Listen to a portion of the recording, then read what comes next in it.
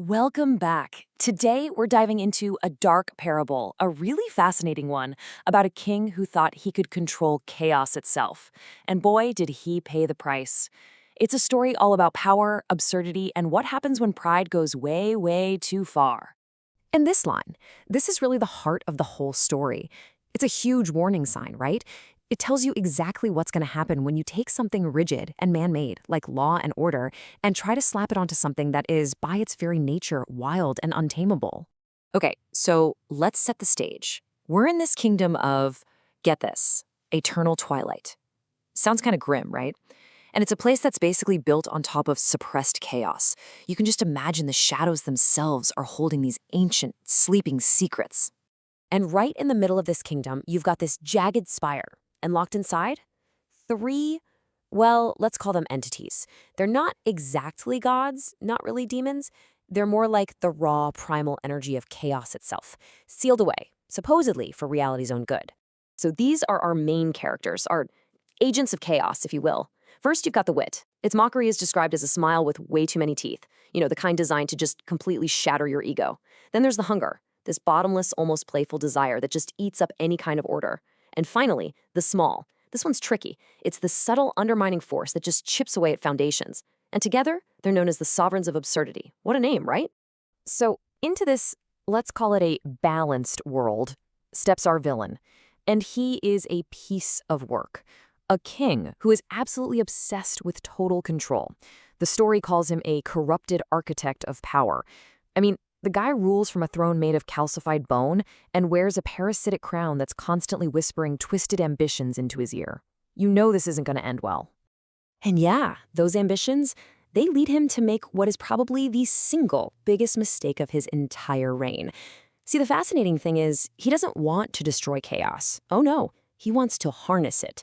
He looks at this wild primal energy and all he sees is a tool, a new source of power, not the force of nature it actually is. So what does he do? He starts digging into all this forbidden lore, unearthing these dangerous cosmic secrets, and he comes up with these binding rhymes that are described as tasting of cold iron and ash. Just super grim stuff. And he genuinely believes that his rigid, brittle, human-made laws can actually contain the wild, fluid chaos he's about to set loose. Big mistake. You can literally break down his downfall into 3 fatal steps. It's almost like a recipe for disaster. Step 1, he went after a power he had absolutely no hope of understanding. Step 2, he completely, fundamentally misunderstood what chaos even is. He saw it as a tool, not as a fundamental part of reality. And the final nail in the coffin, step 3, his ultimate act of arrogance, trying to put a leash on it. And this really gets to the heart of the conflict, doesn't it? It's a total mismatch. On one side, you have the king's super rigid, structured magic. And on the other, you have the siblings' completely fluid, unpredictable, and mocking nature.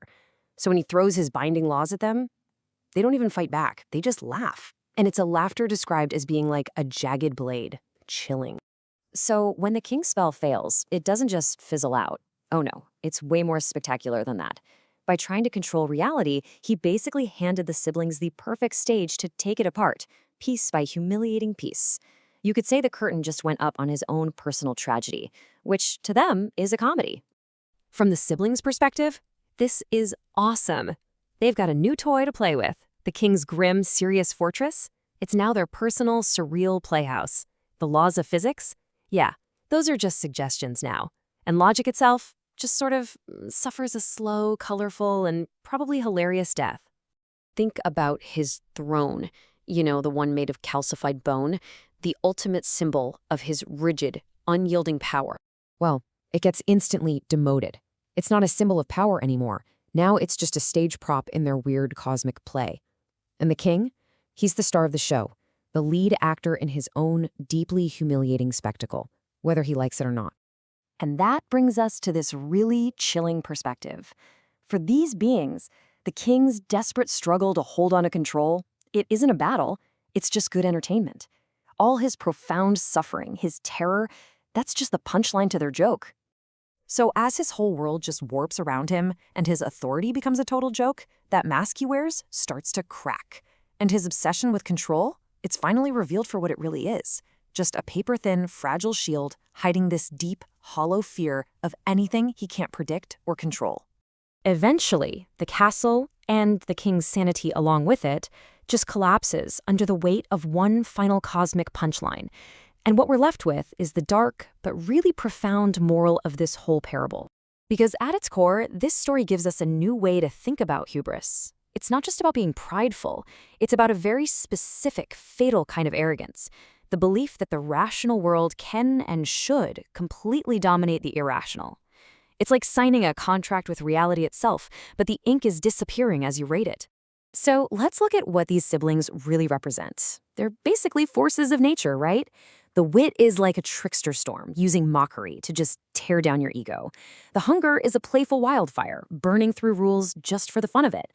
And the small is a subtle earthquake, quietly undermining everything you thought was solid.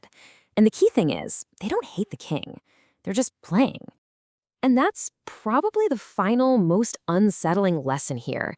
The king wasn't defeated in some grand, epic battle. He was just discarded, like a prop that's no longer needed once the play is over.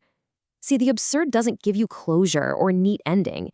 It just gives you destruction that arrives with a wink and a little theatrical bow. So the whole story leaves us with this one big question to think about. When we build our own little kingdoms of order, our careers, our 5-year plans, all our certainties, are we actually creating stability? Or are we just setting up the first line of a cosmic joke, just waiting for the universe to deliver the punchline?